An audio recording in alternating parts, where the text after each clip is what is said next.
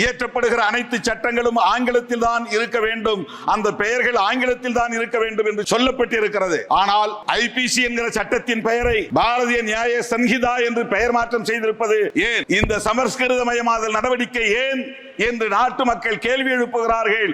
அதற்கு மாண்புமிகு அமைச்சர்கள் பதில் சொல்ல வேண்டும் என்று இந்த நேரத்தில் நான் பதிவு செய்ய கடமைப்பட்டிருக்கிறேன். இது அரசமைப்பு சட்டத்திற்கு எதிரான நடவடிக்கை, ஆர்டிகிள் 348 எதிரான நடவடிக்கை. இந்த போக்கை கைவிட வேண்டும். இந்த சட்டங்கள் அனைத்தையும் இயற்றப்பட்ட இந்த திருத்தப்பட்ட இந்த சட்டங்களை திரும்ப பெற வேண்டும் என்று வலியுறுத்துகிறேன்.